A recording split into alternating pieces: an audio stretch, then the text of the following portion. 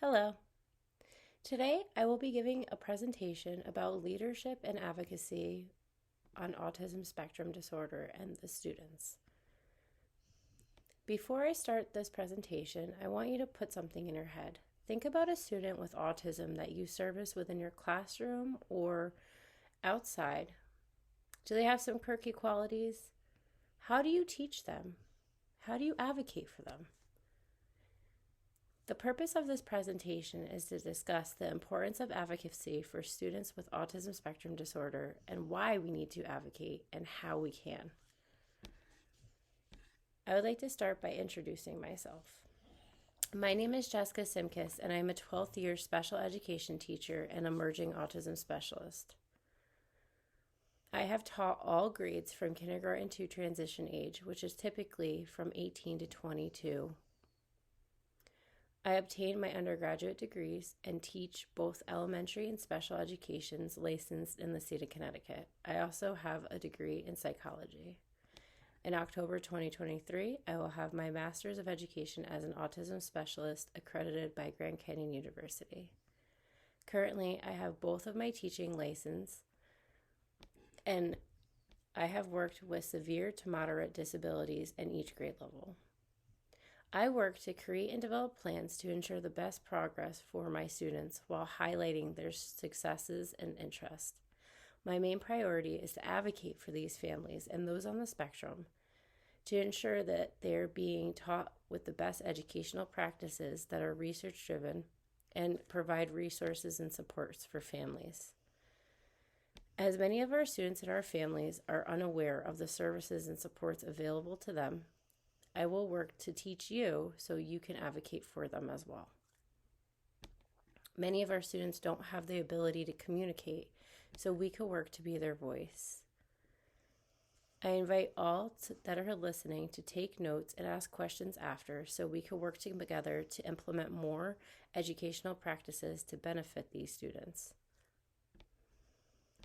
So, what is autism? Autism spectrum disorder is characterized by developmental disability that is caused by differences in the brain. These students do not always learn the same way as their peers and can be affected by different components that we will talk about further on. It can be characterized by delays in social skills. They can have a harder time learning academically, paying attention, engaging in repetitive behaviors, motions, and have some interests that they talk about quite a bit. It may be hard to focus for them. Abstract thought is very hard for these students. The spectrum is very large, and each individual with this diagnosis does not show the same symptoms or act the same way. But contingently, all students have difficulties with social skills, behaviors, and sensories, and that is common throughout. We will discuss this more further. So, autism and education. What do we need to look for? We need to be aware of environmental factors that can be hard for students that include sensory issues, communication issues, and sometimes they often show social and emotional difficulties as well. So, how do we tackle this? Autism and education does affect each individual differently. Often, many of our students have issues with sensory integration in the classroom and can be overwhelmed by the stimuli. Different sensories can be by light, noise, movement, touch, taste, smells. Any of our common senses that we have every day can affect these students in a hyperstimulated way. It can overstimulate these students. This may cause behaviors as well as some social skills and emotions, and they may have difficulty understanding language. These can all be factors of maladaptive behaviors that we need to work to replace in the classroom or working with these students.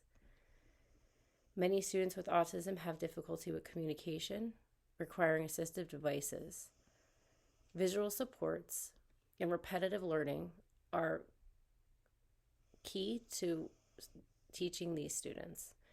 Many students with autism often have difficulty understanding emotions and require explicit lessons on these things, which we can work on every single day. Some of the topics can be talking about emotions, learning different coping skills, and as teachers, we should be directly instructing social skills. There's a variety of research-based practices that are data-driven and practiced in the field each day that can help these students. So why am I talking about this? This is a lot of chatter. So for advocacy, when we are informed about these topics, we can instruct the students to the best of our ability, and we can also inform the families as well. So the stakeholders that work with these students were paraprofessionals, we're teachers, social workers, we may be occupational or speech and language pathologists, administration, or anyone who works with these students. Our job is to collaborate together to ensure that we are teaching our students with the best practices. We want our students to progress and succeed. So, as you may or may not be aware, we have an increase of students with autism each year. Part of advocacy is collaborating together to work to teach our students. This is especially important for students who learn differently, such as students on the autism spectrum. Our goal is to provide the best education possible that we can meet all of their needs and progress our students in an adaptable way. We need to stay up to date on the latest research of students. By doing so, we can advocate for these students and their families. Many times these families are overwhelmed and they don't know the resources that are available for them. They don't know how to ask. And if we are informed, they are more comfortable to ask us as we collaborate together and collaborate with their families on some of the difficulties they face each day.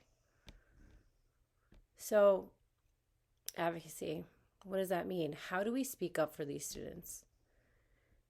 We need to ensure that each student is receiving the supports that they need. It could be for academic, social skills. It could be in regards to related therapies, speech and language, occupational, sometimes physical therapy, and we need to make sure that they're getting these services. The goals that are aligned for them should be measurable and concrete, something that they can succeed with. Data is a huge component of this, and many of us need to be trained in collecting data so we can prove that the students are successful or not. We can adjust our instruction and meet collaboratively together to adjust goals and objectives as needed as well. If they are not, it is so important for us to speak up. Again, many of our students and families don't have the voices, so we need to be the voices to ensure that they're getting the best practices. We want them to grow and succeed. Many of the families do need guidance, and every day more facts are being found out about autism.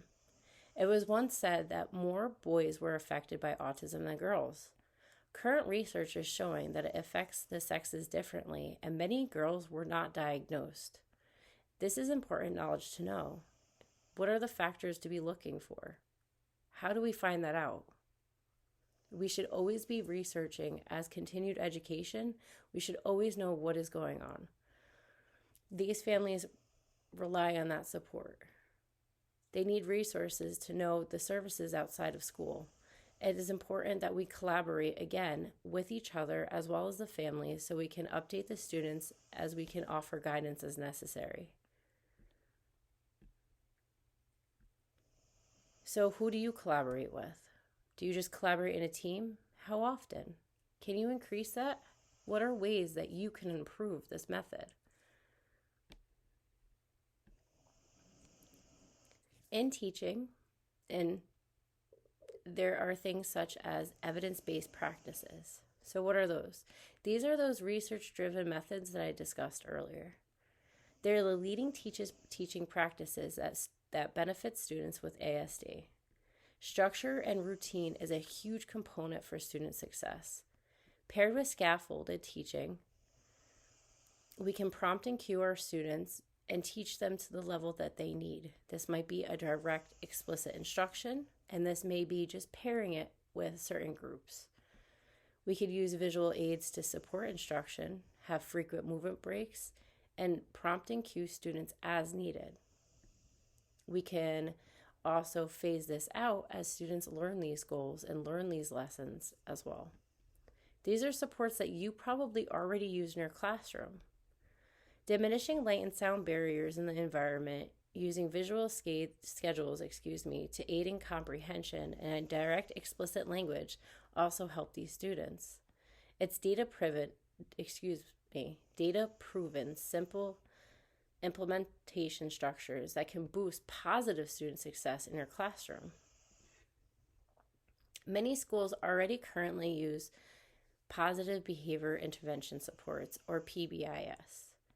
This is proven effective, especially for the students with autism. Some have major behaviors that can be helped with positive supports. It is also an evidence-based practice that uses positive reinforcement to diminish maladaptive behaviors. What does that look like?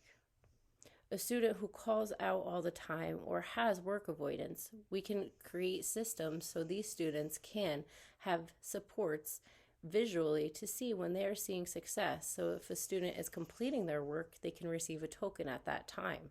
It gives them a visual aid of that they're doing something correctly and positively reinforcing good behaviors, work completion, rather than negative behaviors, work avoidance. Some PBIS structures and strategies are positive language, structured teaching, direct instruction with explicit directions, and token economies, as I spoke about, that create a visual representation of positive learnings and create positive interactions. It's a tiered approach that includes positive supports to replace these negative behaviors in a meaningful way. It also creates a lot of positivity in the classroom, which makes students more comfortable to learning. Another evidence-based practice is pivotal response training. It's a natural teaching method that uses applied behavioral analysis. It uses repetitive learning as well as the natural element of teaching and the environment. It uses the environment to guide self-discovery and increase positive interactions. It does help to replace negative behaviors just like PBIS, but it uses the natural environment, so consequences and positive structures. It helps develop skills with self-management, motivation, and social initiatives. These natural responses like positive praise and environmental factors increase positive learning in your classroom that will help their students with ASD. So why am I talking about these strategies? These are different strategies in your practice that you can implement every day. We are leaders in education and we do need to stay up to date. With these practices, we are learners ourselves and we can learn more about autism so our students can progress throughout the systems. Our increased awareness of these practices and the autism spectrum can be helpful to the students and their families. It can be used to provide critical resources for our families, make informed decisions to guide discovery, and help students progress. So how can you help implement that? Staying up to date on current research, like the ones I mentioned above, are imperative, as well as providing community resources. Students are more than just students. They have lives outside of school. How does their lives outside how can we benefit their lives outside of school? How can you implement some of the strategies I discussed to help our students?